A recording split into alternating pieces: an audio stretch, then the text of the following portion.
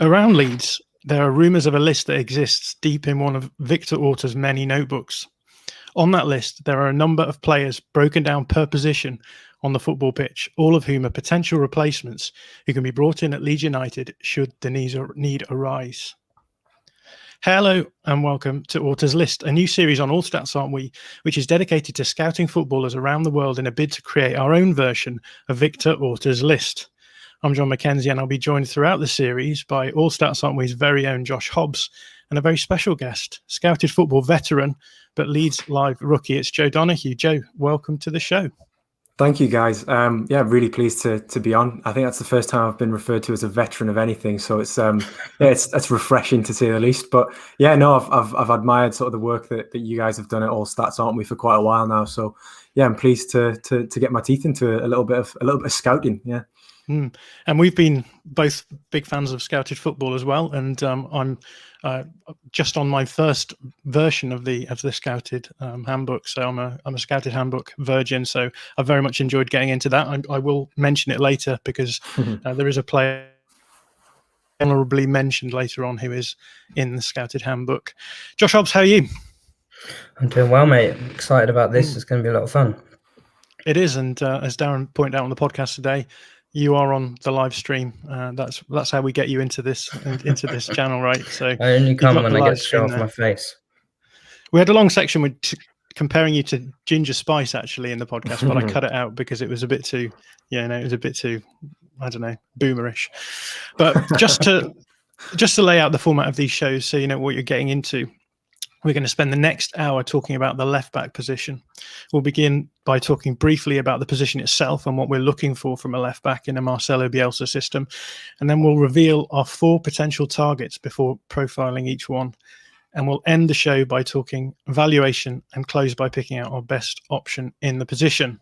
And for those who are wondering, we'll be using 5 Yards as our platform to scout and buy players. 5 Yards is an online transfer market for fans where you can prove you can spot talent.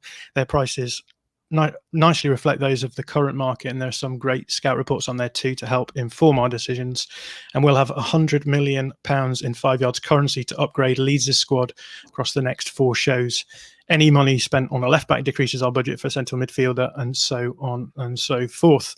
Anyway, enough about the format. Let's get into it. I'm going to go straight to you, Josh, because we're going to start off by talking about what we are looking for in a left back. So do you want to just give a sort of brief overview of what you are looking for as a scout in a left back in a Marcelo Bielsa system, and then Joe and I will jump in with anything that you miss. I'm sure that would be quite a lot. No, I think so. We did a Patreon episode was it last week, John? Yeah, it was last week. But we were talking about formations, and one of the things that Marcelo Bielsa wants from his players is players that can play in different positions on the pitch based on what's happening in the game, what their opponent is doing.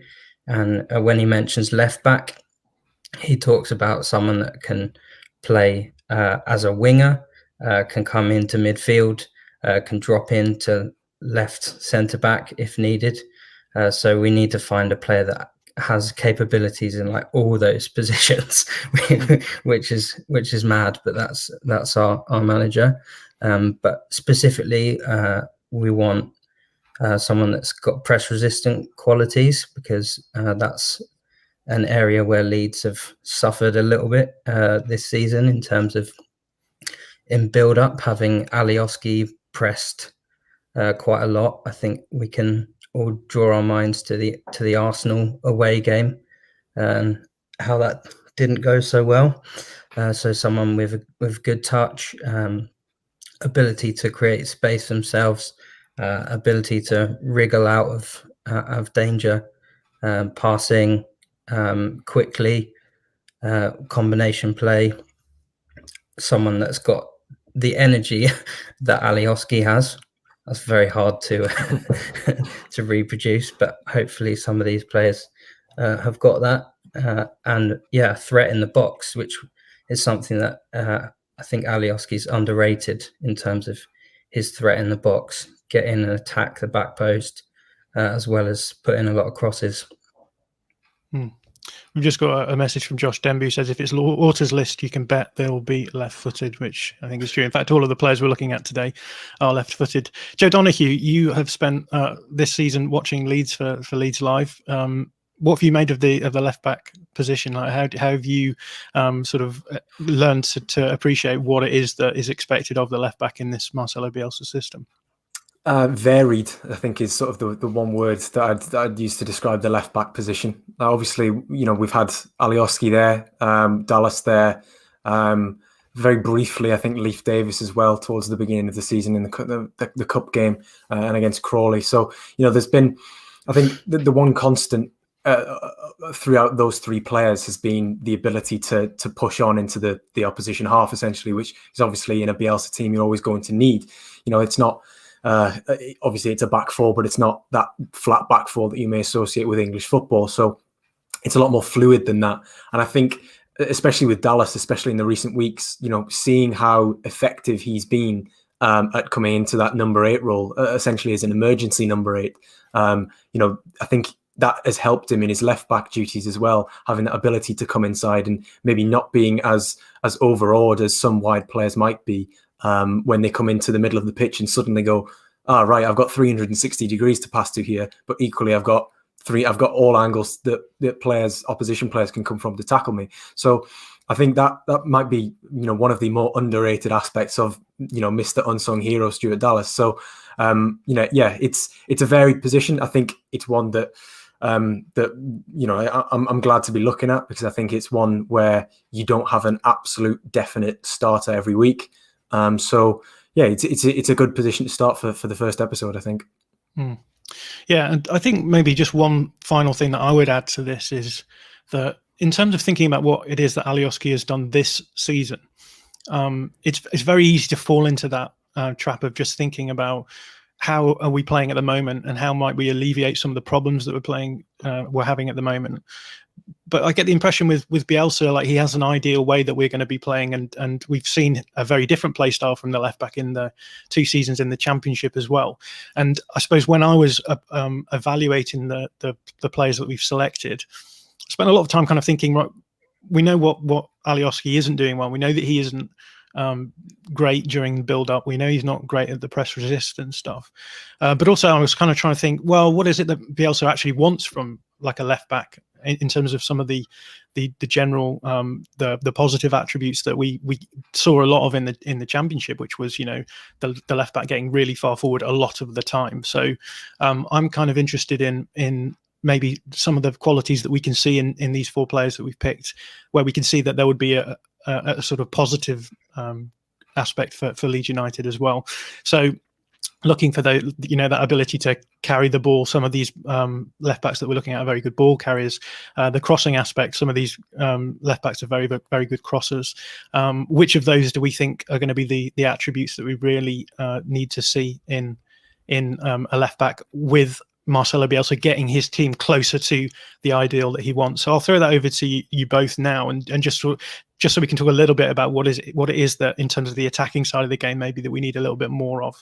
So I'll start with you again, Hobbsy. So is there anything in particular that you were kind of thinking of when you looked at these 4 players and thought, this is actually a benefit that we could have here that is on top of what we might want from a base level left back?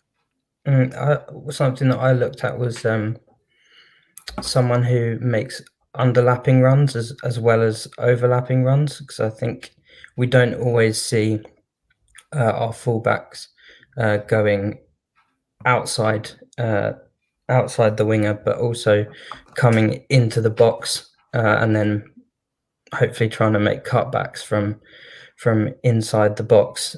So one of the players that I'm going to talk about, that's something that I think he's particularly good at. So I think, a threat high up the pitch, both in and out of the box. And as I said, Alioski is a goal threat, so someone that I think will get in positions to shoot themselves as well. Joe, is there anything you would add to that? No, I think, Josh is right there in terms of having that additional bit of goal threat. We saw, I think the perfect example of that was the West Brom goal that Alioski scored. You don't typically see too many left backs in that position for when the ball pops up in that area. But he was there, and he's very comfortable pushing up that high because he knows he has the engine to get back. And I think it's difficult to replicate that in players who perhaps haven't been in a Marcelo Bielsa team for 2-3 years. So I think the style definitely inhibits the how broad you're going to throw your net essentially across Europe and wherever else for these players. So I think first and foremost you're going to need pressing intensity. You're going to need the attacking ability, because without those two, essentially the fundamentals, you're going to have a player who's just at odds with the rest of the team. So I think beyond those two, I think crossing you could put into the attacking output, and I think those two attributes I think are the most important really. And one of the things we haven't talked about is defending. So Claudio says, I think having a left back that is dynamic as Dani Alves, one who is very dynamic, decent defensive attributes, but has an exceptional offensive sense. And that's what Marcelo Bielsa talks about in that Brazil lecture in 2017 about, he talks about Marcelo being just an exceptionally talented player going forward, maybe not so much from a defensive point of view. I'm interested in what you guys think about the defensive side of the game in terms of the left back position as well. So, Joe, in terms of looking at the defensive side of these players that we looked at, what sort of qualities was it that you were looking for in particular? Well, the thing with Leeds obviously is that the stats are always a little bit skewed because of how much defending the team does. Because getting caught up the pitch means that you do tend to have to defend a lot more when teams break on you.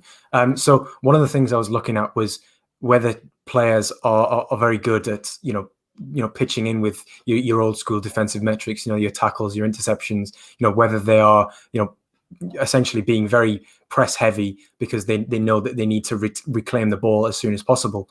If there were options who were perhaps a bit too passive, I think we kind of crossed them off the list because we thought, well, it's going to take them. They may be a very talented player going forward, but if they're too passive out of possession, then they're not going to fit in with the rest of the team. So I think that's been one of the main things that we've been looking at when we've been scouting around for players who we think could probably fit into that left back position.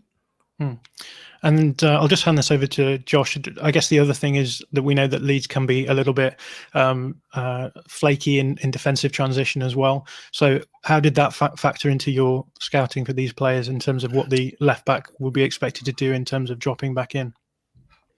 I think I wanted to see intensity from all the players, or at least feel that they could have that brought out of their game.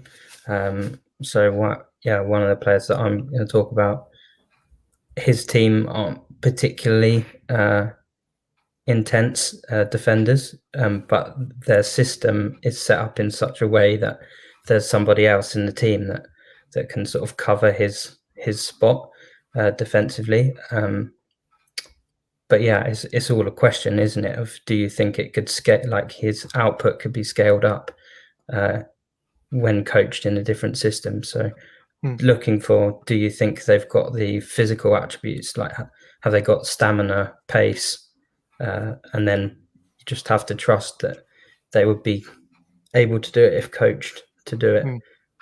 Yeah, and I think those are two concepts that are going to be really important to this whole series, right? One of them is going to be league effects, what's going on in the players' league that means that their stats are going to be a certain way, or the eye test shows up certain things, and the other is going to be team effects. So same thing, but rather than with leagues, but with teams. So we're going to be spending a lot of time trying to work out whether or not you can take a player in a certain team and then move them into Leeds, and that's going to work out. And that means that sometimes some of the stats that we're looking for might not be there, but we believe they could be there, and vice versa in terms of the eye test. So anyway, we've talked a lot about the left back position, so let's get on to what everyone's waiting for. So this is the moment of truth, the reveal for the 4 players that we've shortlisted for this. So I'll just throw that up on the screen now.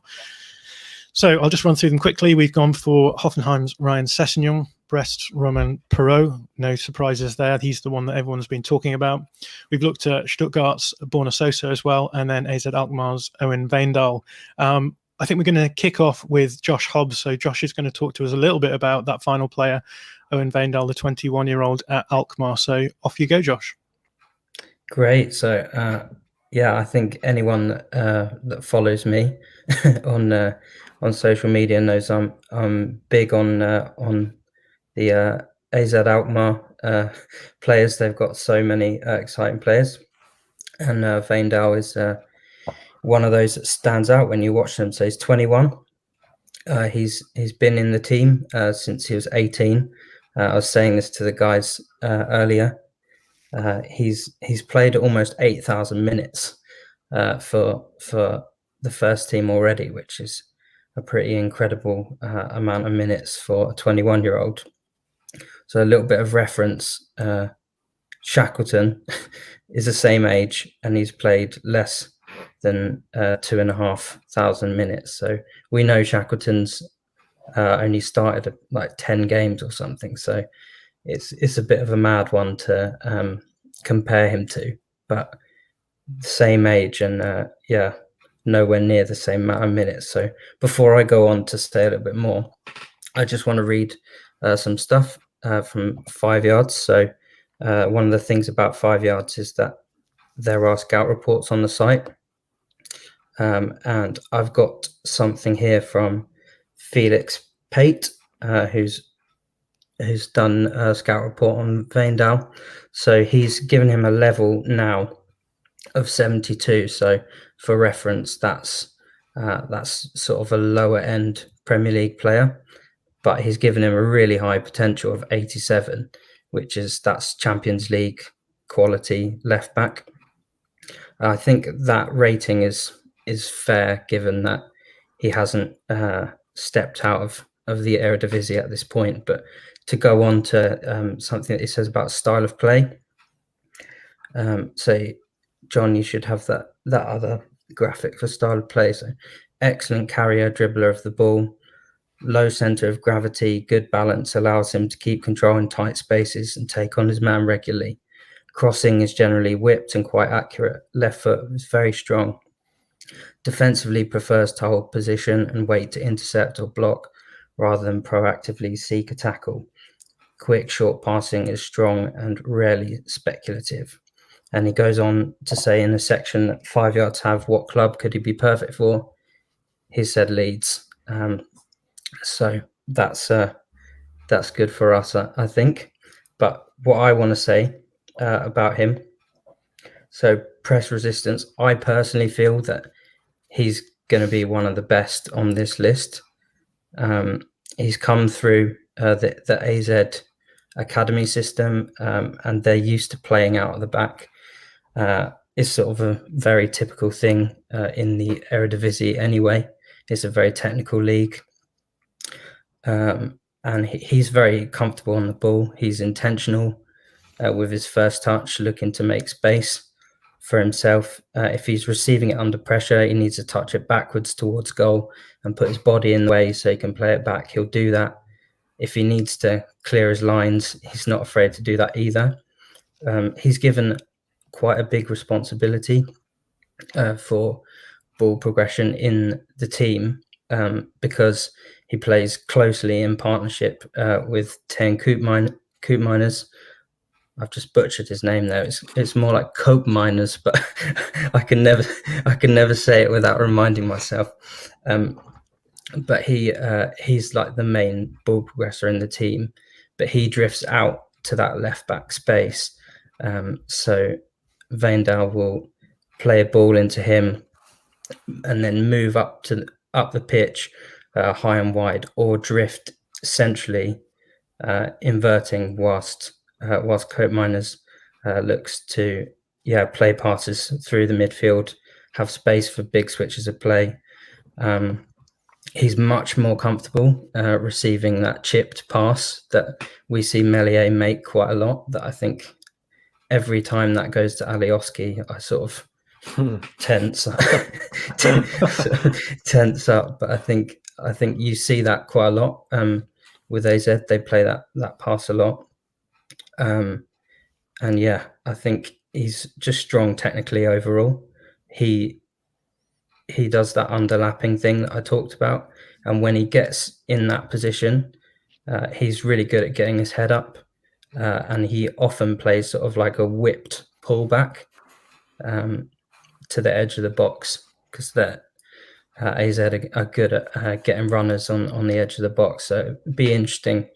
I think now with Rafinha coming across from the right, he seems to be making that run quite a bit, where he runs to the center of the box. I could see him sort of thriving on those pullbacks. I also think he's very good at coming central with the ball, which is something that we've seen from Dallas quite a lot. Not so much Alioski, but Dallas does do it. So if he picks up the ball on around halfway, Wijndal will carry the ball through the center of the pitch. And there was a brilliant assist that he made a couple of weeks ago for Myron Bordeaux, where he basically carried it from halfway inside a couple of players and played a through ball, which I just think that shows his technical ability, in that he can operate in that more busy space, and being able to play a through ball that was one of my favorite assists of the season. Just on Wijndal, I think that point that you made about him being able to come inside, similar to how Dallas does, that's one of the things that really stuck out to me as well, because with a few of the other players that we looked at, they were very much more the type that would hug the touchline, I think. And in this Leeds team, we've seen with the 3-3-1-3, when Dallas or Alioski has been sort of tucked into that second line of three, there is the expectation that you're going to have to be decent enough centrally with the ball, and in and out of possession. So I think, being a bit more suited coming inside like Wijndal is, that's only going to do him favors in terms of, if he were to come into this team, because, he's, as Josh has just been saying, he's very good in the attacking transition. He's decent enough in defensive transition with his, his pressing and being being tenacious without being calamitous, which I think Alioski can be at times. Calamitous is actually quite a strong word to say for it, but he perhaps just doesn't have the serenity when it comes to his tackling. That I think Wijndal is less gung ho in that aspect. That was one of the things that stood out and I quite liked. I think some of the other players that we've got on this list are either playing as left wing backs a lot of the time. So Borna Sosa is obviously the one who stands out in that regard. He's playing a role that is very different to what most of these others are playing. But Ryan Sessegnon is also switching between a sort of left back and a left wing back, and I think that really is emphasizing the fact that these guys do like to, what's the cliche, get chalk on their boots, and they are about finding that width and making the most of the width. In Borna Sosa's case, they've got Silas Wamangituka on the other side, which makes a huge difference in the way that he's played. And I think this is something we're going to be talking about a lot, is about how these players fit into their team as a very important part of a tactical puzzle, and the real trick for us is finding those players who we think will be able to take out of one puzzle and fit into the puzzle of Leeds United and make it work. But sorry, Josh, I interrupted you there. So. No, that's fine. I was just going to say on his defending, because I didn't mention that, but Joe said there about him sort of being a bit more, I guess, calm in his defending. He's quite, he gets out to the man quickly, but then he isn't extremely aggressive in trying to win the ball back. He's a bit more like cutting off the space, and sort of maybe trying to turn the winger back, which I think that works well. But I think he would maybe be encouraged to be a bit more aggressive in winning the ball back. Obviously, we don't want him to be wild in that, but I think he could need to up his intensity in winning the ball back. I think his 1v1 defending, he can be weak in the challenge. There was a goal this weekend actually where it basically came from him failing to win a tackle. It was a 50-50, and he just got completely beaten physically in this 50-50, and they got in behind and scored. And I also feel that he struggled quite a bit against Ajax's Anthony a few weeks ago. Anthony is one of the best players in the league, but coming into the Premier League, you're going to face players like that a lot more often. So that's one of the things. It's a real jump up in quality of wingers that he would face every week.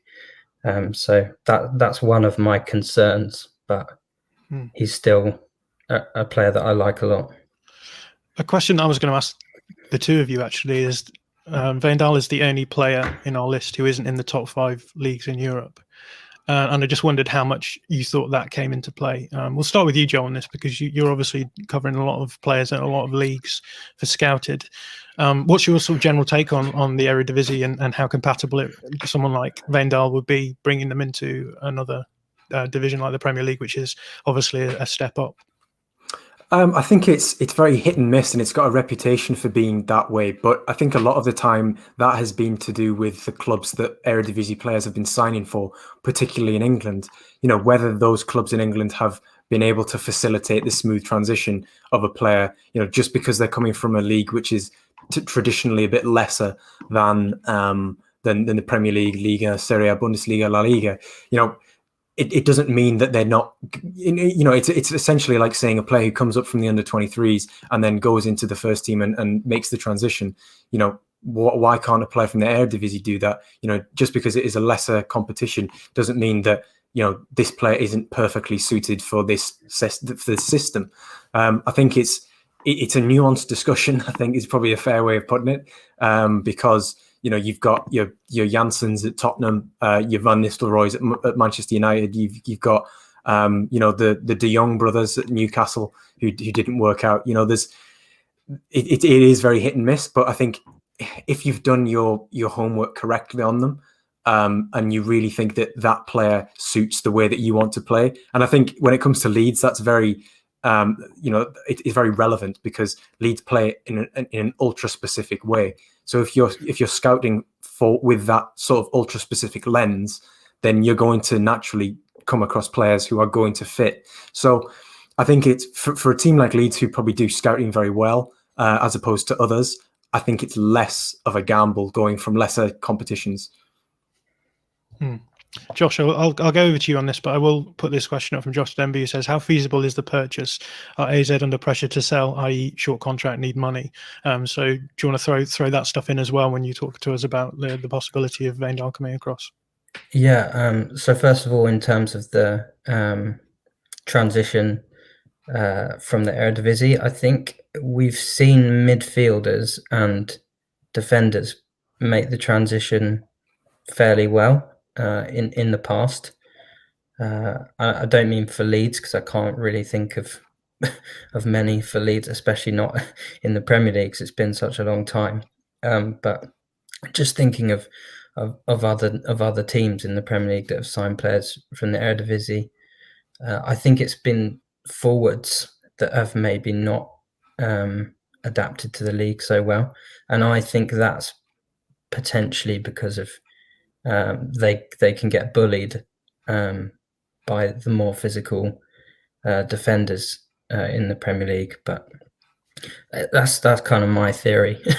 But I haven't necessarily sat there and gone through the data of who works and who doesn't work coming across. But I think you just have to go with, like Joe said, the quality of the scouting, and I think Wijndal is a player that he's going to be on a lot of smart scouts lists, not just ours.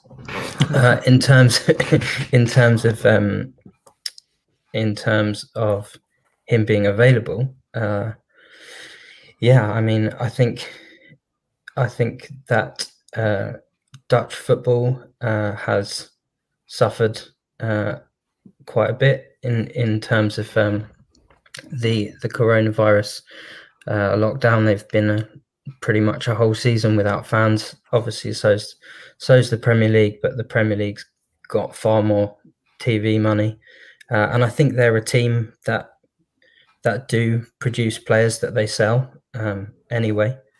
I think we will see quite a few of their homegrown stars go in the next season or two, and they will trust that they've got other young players coming through. That's how they work. Yeah, I'm aware of time moving on, so we should move on to the next player. Before we do, Thomas Wilson got 3 out of 4 of our players, and as I've been saying, his price. We should say his price. His price is 16 million, I believe, on 5 yards. What do you think of that as a price? I'd be very happy to pay 16 million pounds for him. That's a great price for me, and but I think it's realistic. I think they would probably take that. Right, let's move on to the next player. So we're going to go with one of your players next, Joe. I think we'll go with Perrault, because he's the one that everyone has been talking about. Brest's Perrault. Get all the chuckling out of the back. We'll say Brest at the beginning. Let's get it out of our system, and I'll hand over to you, Joe. So what did you make of Roland Perrault?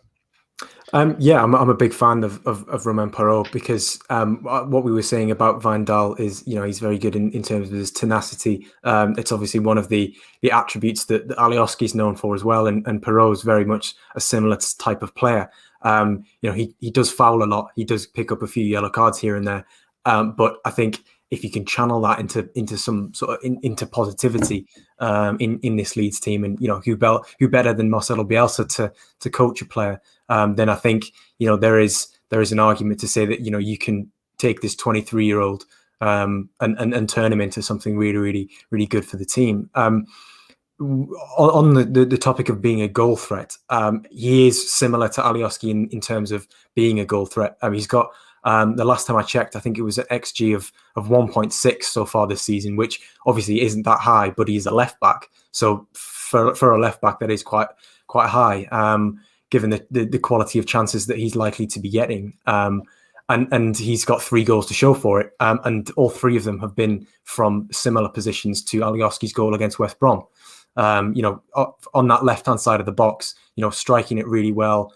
He's got a very good shot from distance, has Perrault. So I think in the name of shot locations, then maybe he'd need to be coaxed a little bit further to goal at time. And maybe encouraging him to say, like, look, you know what, your chance of scoring goes up by 10-20% if you actually just get 5 yards closer. Just be a bit more patient. But for players who feature in positions which are typically lower scoring, there's a greater allowance for variance in when it comes to their XG, obviously. But he does have a lot of shots, which I think it's not a drawback. What it shows is that he is getting into positions where he can pop shots off from range. Alioski is currently in the top in 75th percentile, so the top 25% of fullbacks across Europe's top 5 leagues, whereas Perrault is in the top 5%. So you've got an uptick on shot taking from a player who doesn't play in a team who is as attacking as Leeds. So you have to say, on the point of scalability, from what Josh was saying earlier, that there is the potential there for Perrault to increase his shot numbers even further, and just to increase his attacking output in general. So they're very similar in terms of shot creating actions, which Rodrigo has been fantastic with this season. So again, that shows that he's taking up these positions which are of value to Brest. So again, scalability, it shows that there is potential to be exploited there. I think in terms of his defending, Brest invite the pressure, whereas Leeds initiate it. So that's why I think it's difficult to make too many assumptions on how he would adapt to the defensive side of things with Leeds. But in terms of his passing, one of the areas that I really liked was, he'll pick up a lot of the time. He's got his back to the touchline, so he's playing balls sideways. He's playing balls backwards. He doesn't have the 360-degree view that a lot of players have. Ones who typically play centrally. So I think it would be important to perhaps encourage him to play a little bit more centrally, to come more into the middle of the park, similar to how Dallas and Alioski do. But one of the things about his distribution that I really, really did like is that it kind of mirrors Ayling on the other side, in that he will attempt those cross-field balls, which at the moment we don't really see Alioski do very much. And when we do, the accuracy is kind of neither here nor there, whereas Perrault is actually quite good at that. and I think those higher passes are what sets him apart from the current options that Leeds have at left back. And yeah, essentially, the foundations are there, I think, to develop this, 23-year-old who's only really had 2 seasons at the top level into a really good player. He came into the world of professional football quite late. So I think there's definitely potential there. Josh, in terms of the build-up play, what did you make of Perrault from that point of view? Yeah, I thought he's quite wriggly. if you know what I'm saying. Mm-hmm. I think when he's being pressed, and they do get pressed a lot as a team because of the nature of their build-up. He's good at sort of quickly turning away. He tries to sort of turn to then be able to play up the line if he can, and then clip it down the line. I like that a lot from him, and I think I would trust him a little bit more in terms of carrying the ball out of pressure than I do Alioski, who I always think is going to take a heavy touch at some point, and then it's going to come back the other way. I also noticed those crossfield balls, but it was the clipped balls down the line that stood out to me, and I could sort of see Harrison or whoever, if Rafinha is playing on the left and running in behind a bit more than Harrison does, I could see them thriving on those passes. Another thing that I felt about him defensively, actually, I wrote down he's terrier-like. He's quite sort of snappy in his in the way that he tries to win the ball back, and that to me made him seem the most Bielsa-like out of possession. However, like Joe said, he does give fouls away, which, as we've been chatting earlier, we don't mind that if it's in the right place on the pitch. It's when it's in positions that Leeds are going to suffer from set pieces that I'm a little bit more concerned. But I watched him earlier against Lille, and I thought he handled Akone and Araujo really well. Both of them were coming out onto his side. Suffered a little bit if they came inside, but we see that with Luke Ayling on the other side as well. So that it's going to happen when you have good attacking players. But I think he's good going forwards and going backwards. So I'd be very happy if we did sign him. Yeah, well, Perrault for me struck me as being maybe one of the most well-rounded of the players that we looked at. It seemed as though he was sort of pretty good at every area that we've talked about being important.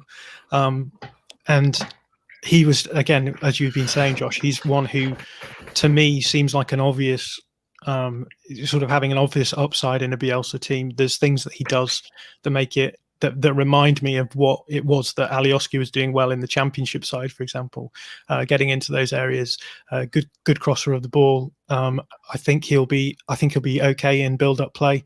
I think he does maybe inverts higher up the pitch from what I saw, but I think if you can invert from, he's obviously inverting if he's getting those shots away.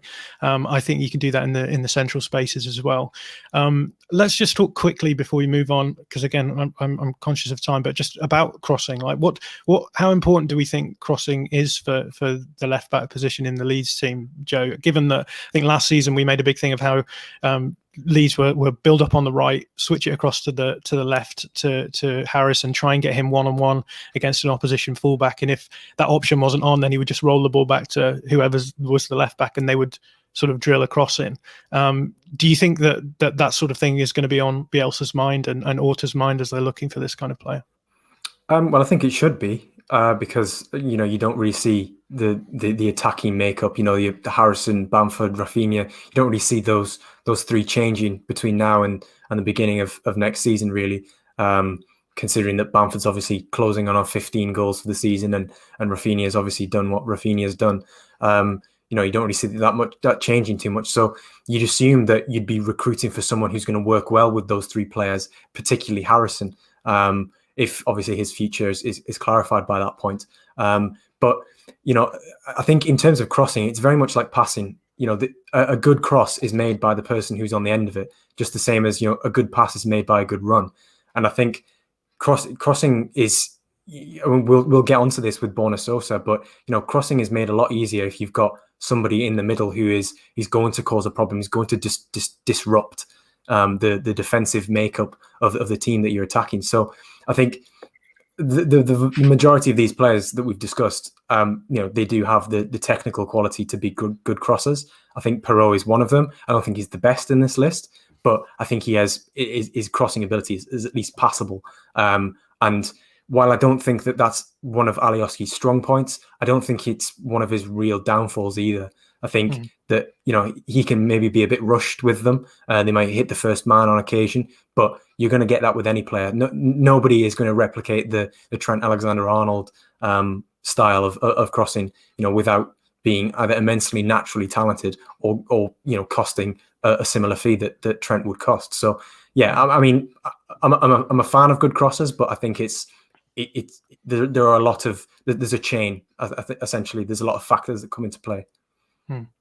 Let's get on to the price then. So 5 yards have Perrault down as £18 million. I'll go to you again, Josh. What would you make of that 18 million as well? Are you happy with that sort of price for him?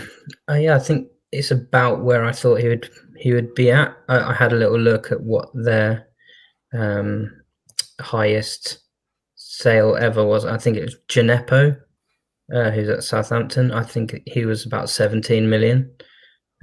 So I think that's right. Don't quote me on that, even though I've just said that on air. Yeah, and we will be coming. Sorry, John. Yeah, you go, Jim. They have the Brest sporting director Gregory Lorenzi spoke to L'Equipe the other day, or it might have been last week, and he was referring to interest in Romain Favre, who plays on that left hand side in midfield with Perrault. But he was saying that they'd sold Ibrahima Diallo to Southampton. Diallo, I knew it wasn't Gineppo. For around 15 million euros. And he said that naturally the attacking players would cost more. But to me, I was sort of reading that as, essentially that price which has been listed, as a left back, a defensive player who by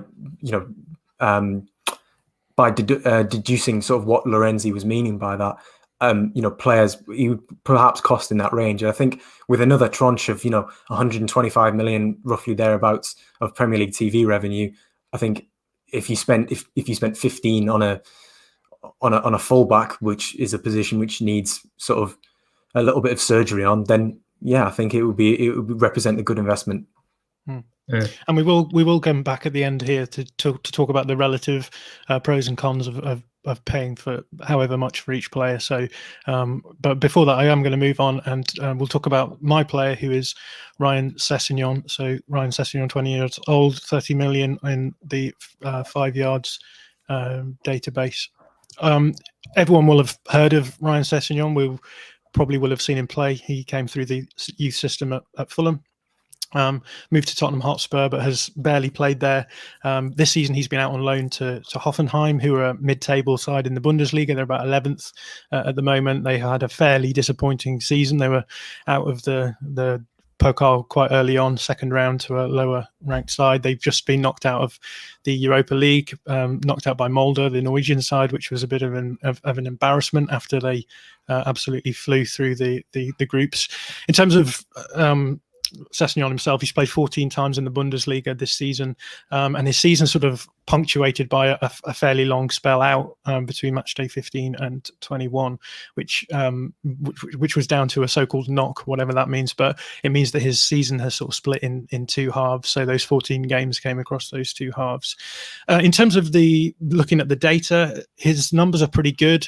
I work for Analytics FC, so I've had a look at him in their database, and he's the highest ranked left back under 23 in their system in terms of the qualitative metrics that they've got. So take that with a pinch of salt. It depends on what they rank as being good or bad metrics in that sense. But he's clearly putting up okay numbers. He's another player who's putting up some fairly good attacking numbers. He's got 0.04 XG per 90, which is well over the average for left backs, and he's got 0.08 expected assists as well, which is well above the average.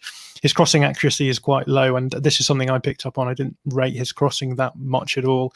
He finds the keeper a lot. He also puts the ball on the edge of the box to a centre midfielder, not even a centre back, which I thought was interesting. But beyond that, he has pretty good numbers in terms of and a lot of this comes down to the fact he's played as a left wing back a lot this season. So Hoffenheim have played a 4-2-3-1 with him as a left back, but they've also played as a 3-5-2, and so he does have license to get forward. And obviously at Fulham he was largely an attacking player there as well.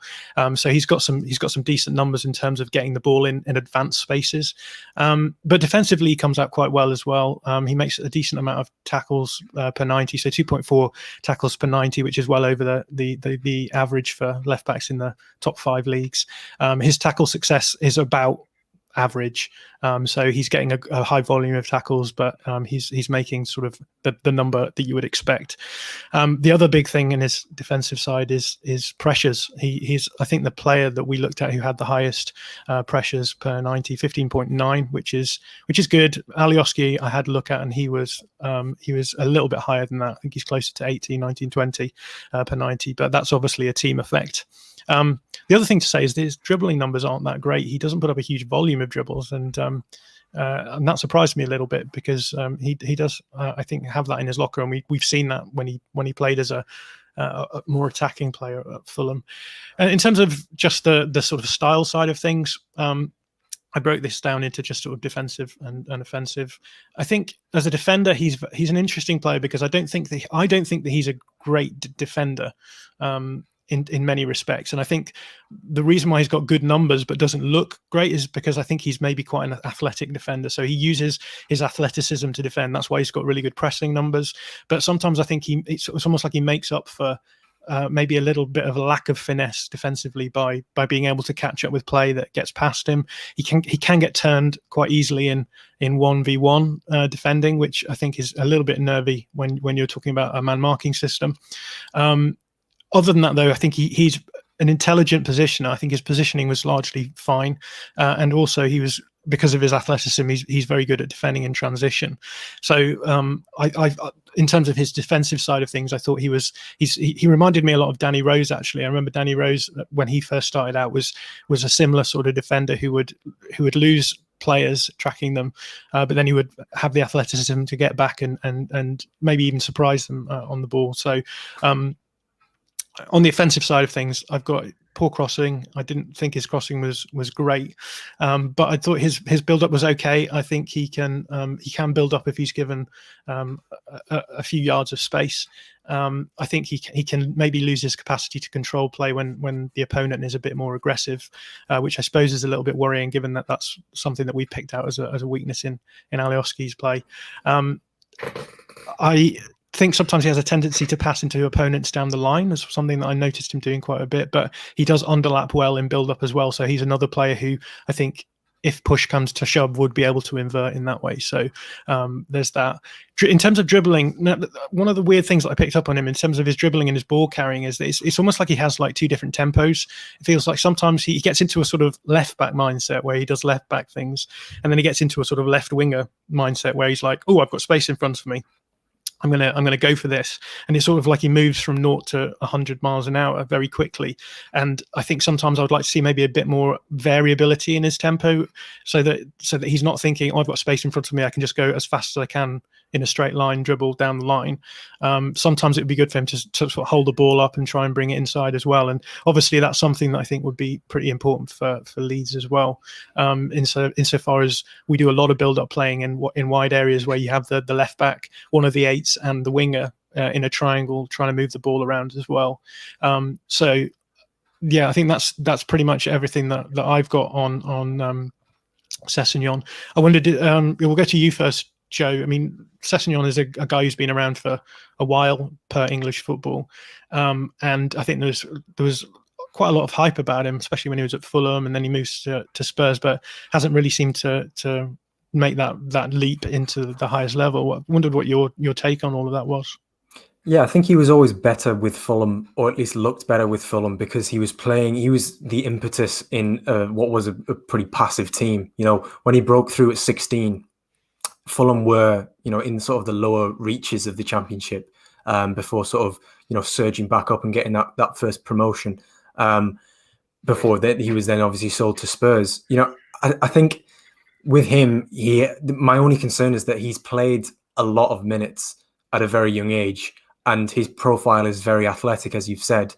I just wonder whether the demands that would be placed upon him in a Bielsa team with his history of playing sort of so many minutes would perhaps lead to him maybe even breaking down in sort of the, maybe not as bad as Llorente it has been sort of since he signed, but you know, in a similar manner to that, you know, being taken aback by the stresses and strains that will be put upon him in training. I think as you mentioned, you know, when I look at Alioski, I think he's perhaps he's not a stocky player, but he is stockier because he's less slight. He's more diminutive. He's around 5'9", which is similar to the likes of Perrault, Sosa as well. Whereas Sessegnon is, I think he's at least 5'10", if not closer to 6 foot. Which, I mean, he may appear taller because of his build. So I think that there's potential, but if it was me, he wouldn't be my first choice. Yeah, Josh, you had concerns about his defensive attributes. Do you want to expand on that? Yeah, I just found him a bit wild. Like you say, just sort of fly out to the man, and then he doesn't, like with Wijndal, he gets out to the man and then he sort of tries to square him up, positions his body well, and then act from there. But Sessegnon, it's just like go straight to him and lunge in.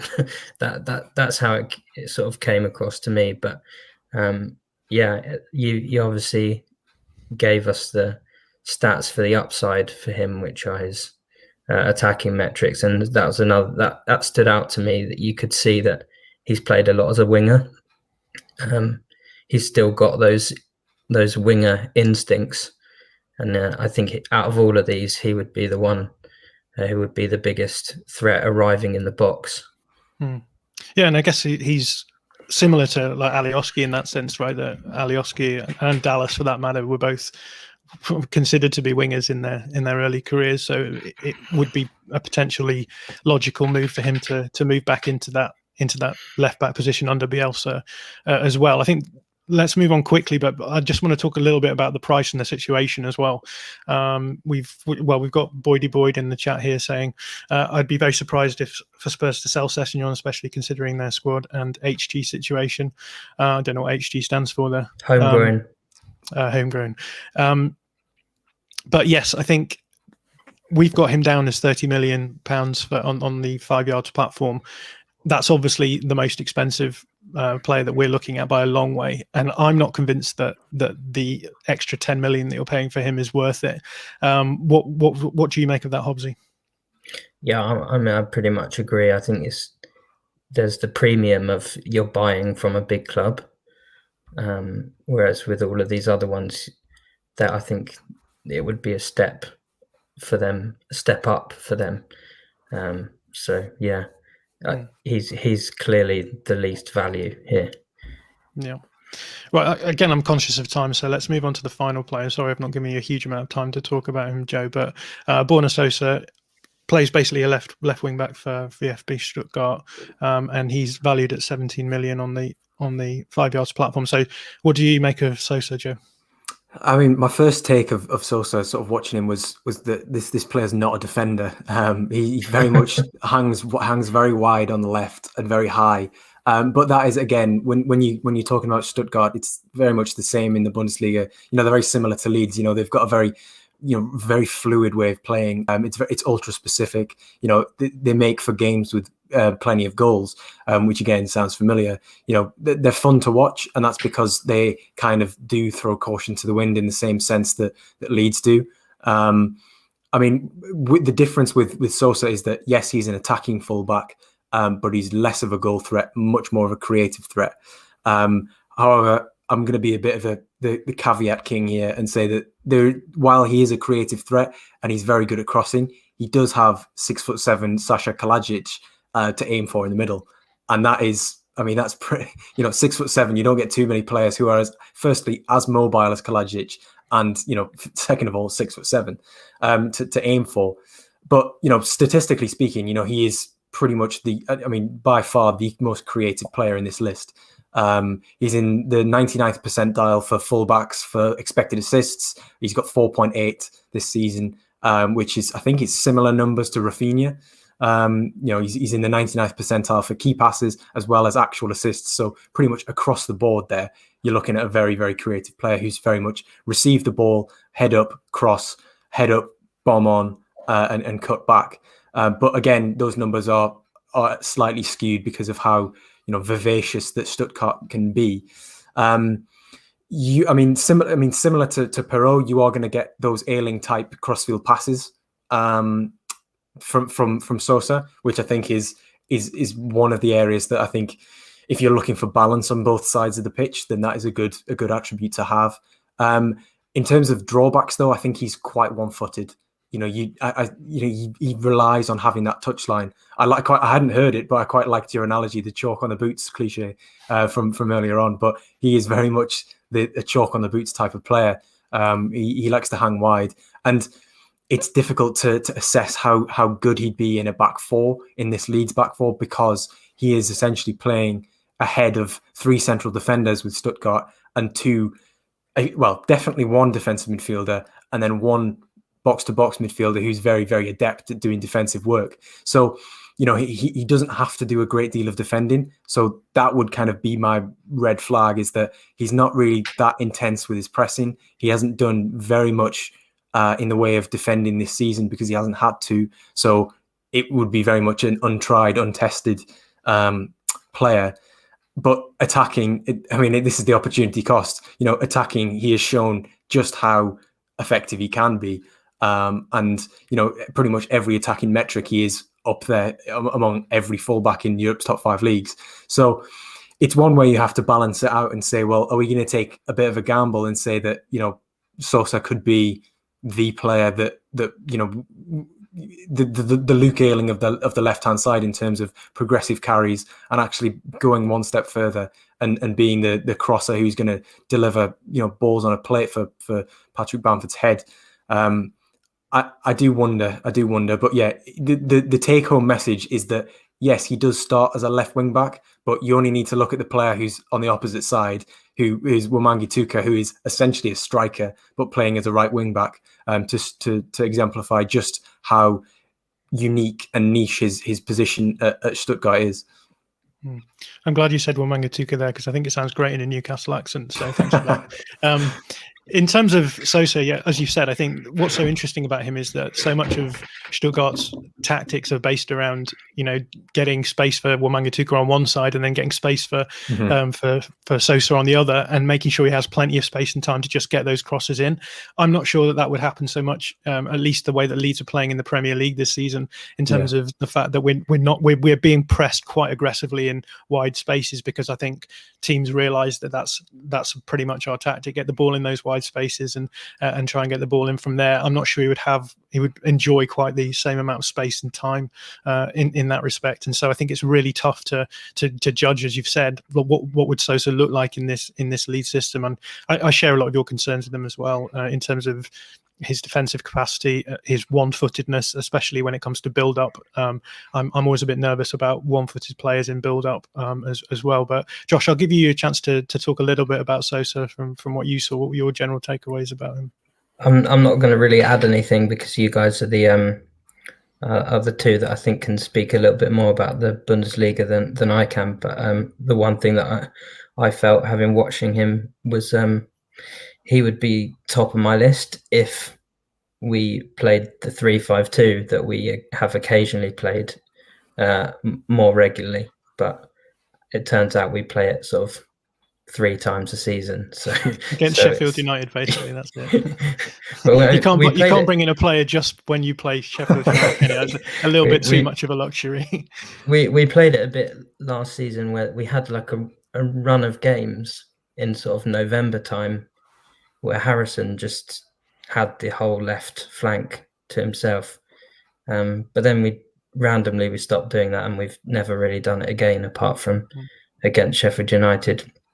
But yeah, he would be perfect in that role, but we don't really see it very often. So yeah, for me, he's fourth in my list. Well, we have him down here as 17 million in terms of the 5 yards platform. Joe, what do you make of that? 17 million for Sosa is good business, right? I mean, I think anything in that market, in that range, is probably good for a left back who's probably going to start 30 odd games in the Premier League for you. Any player who you can get for under 20 million in the market nowadays is either a player who you've got very good value for, or is someone who you're going to look to develop. So I think 17 million is probably a fair reflection, really, because he has been quite important for Stuttgart this season. But one thing I will say is that if he did sign for, any other club, not just Leeds, I think you definitely see a drop off in those attacking numbers. Absolutely. Right. Well, I think we should move on to talk about which one of these 4 players we will get. I'll throw them up now. If you're watching this stream and you want to get involved, throw down the player that you would go for in the chat.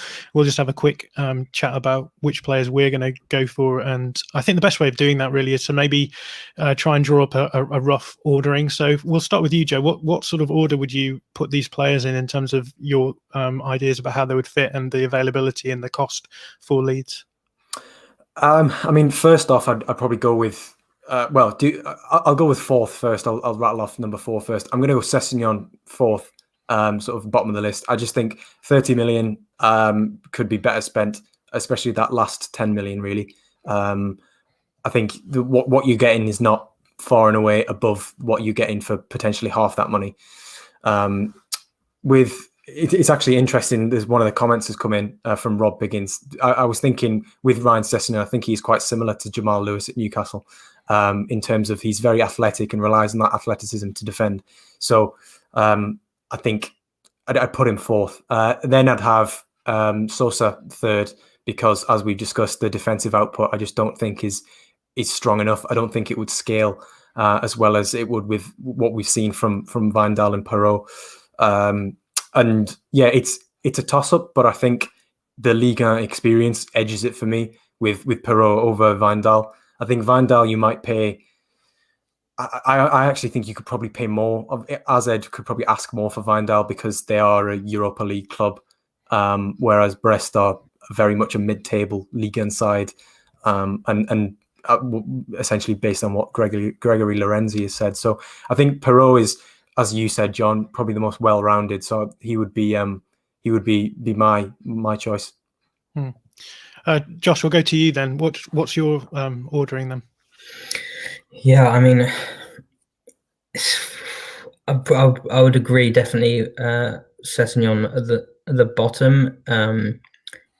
He probably fits us better than Sosa, but the price alone, I think, puts him bottom for me. I agree also with Sosa, but I think I'm going to go Wijndal first. So Perrault sitting in second. However, we've already heard from Phil Hay that Perrault seems to be the favourite of Orta and the recruitment team. So maybe that's the one we'll end up with. But I think I just personally I like Wijndal a lot. I think he's got a little bit more variety in attacking. Yeah, this is a tricky one for me because I think I would probably go with Sosa last, not because of my talent ID on him, but because, as we've said, stylistically, I just don't think he would fit at Leeds. And I think Sessegnon would, but I think there's a big gap between Wijndal and Perrault being what I would be looking for, I think, and then Sosa and Sessegnon. And to be honest with you, I could go either way on Perrault and Wijndal. So I hate feeling as though I got the deciding vote here. But again, it's, as you've mentioned, Josh, it's hard to go beyond the fact that it seems very clear that Perrault is the player at the top of Orta's list, and has already been approached in terms of being signed in the summer. So maybe we have to pick him. Yeah, maybe we do. But for me, I would just say, like Perrault, I like Perrault, but like you said, I just felt with Wijndal, it was maybe a little bit more rounded in the ways that we needed. In some respects, I think Perrault maybe felt more like a left back, whereas obviously Wijndal can play as a left wing back as well. So there's a little bit of variety there, and as you've said, he sort of makes himself available in other ways. So my tendency would be to have Wijndal first as well. But I can see why Perrault is top of the list, and I can see in terms of the practicalities. So I guess my list would be sort of Perrault, Wijndal joint first, and then the other two below that. So does anyone want to have any final says on who we actually go for in the end? I think Joe's point that Perrault is playing regularly in a top 5 league already should really swing it his way. He is more regularly defending against higher quality talent. We're getting a few comments about Wijndal having a higher ceiling as well. We've got a few as well. Zasm 1980 has also said that, and I kind of feel the same way as well. But I think I could go either way on that, because I don't think it's going to be a massive gap in their ceiling either, right? It's not going to be the case that we get Perrault and then suddenly Wijndal is going to be like a top 5 in the world left back. It's going to be paper thin, the gap between the two of them, so it could very much go either way. Do you want to make any concluding remarks on this distinction, Joe? Because I feel like we sort of threw you in the deep end, giving you the first list, and then we sort of deconstructed it a little bit. So yeah, any final thoughts on that? No, I've enjoyed the deconstruction because it has essentially made me more entrenched in my view that I think Perrault would probably be the best choice in terms of, if you weigh up all the options. I think it's difficult to say whether. I think it's always difficult to say who's going to have the higher ceiling when they're not playing in the same sort of the same experimental conditions, shall we say. But in terms of the scalability, I think Perrault's defensive metrics are the thing that swings it for me, because he is making a lot of pressures in a team who do not have a lot of the ball, which is obviously one thing that you're going to need in a Leeds team. And his defensive output, his tenacity is obviously going to be very important. That's not something you're going to have to drum into him in the first 6 weeks at Thorpe Arch. So, I think the Perrault being value for money and probably being quite well rounded, still having the attacking output, the goal threat that we discussed, I think he edges it for me. Yeah, I mean, I'm happy to go with that. So So gosh. first thing tomorrow morning when 5 Yards transfer market opens, I'll be on there buying Perrault, and we'll be back next time to show off our squad with Perrault in there. Yeah, so we'll be back in a couple of weeks' time. So it will give us at least one game week for him to do well in, and we can show you the profile as we go along to show you how we're doing in terms of the purchases that we're making. Do head across to 5 Yards to see what's going on over there. But I think that's us done for this first episode. It's been great fun. I've had a really good time. Thank you so much for coming on, Joe. You'll be back in 2 weeks' time, I hope. Mm-hmm. Yeah, absolutely. It's been great fun. Thank you for having me on. It's been a pleasure to get the invite. Yeah. We didn't do any honourable mentions, did we? And I did say I was going to mention. We completely forgot the honourable mentions. I'm going to show. This is the scouted. This is a scouted handbook. You may have seen this on Twitter. There's plenty of great stuff on here. And Rico Henry, a player who we've not mentioned, has a profile in here. So very much recommend you getting hold of that. And that's very much down to Joe and the work that he does over there. And we should push as well the Scouted podcast as well, which is absolutely brilliant. I've really enjoyed getting into that recently. So do you want to push anything on that side of things? No, thank you very much for saying so. Yeah, we do the podcast and the handbooks, and pretty much just anything to do with under 23 players. So yeah, if that floats your boat, and yeah, with the podcast, we like to sort of tell stories that have got a bit of an under 23 spin on them. But yeah, if that's your thing, then check it out at Scouted Football. And if you've made it through an hour and 10 of this, then I'm presuming it is your thing. So I can heartily recommend that. And Josh is writing for them as well. So you can get both of these lovely chaps on there. But it's time for me to draw this to a close. Thank you both for coming on. I've had a great time, and we'll see you all in 2 weeks' time.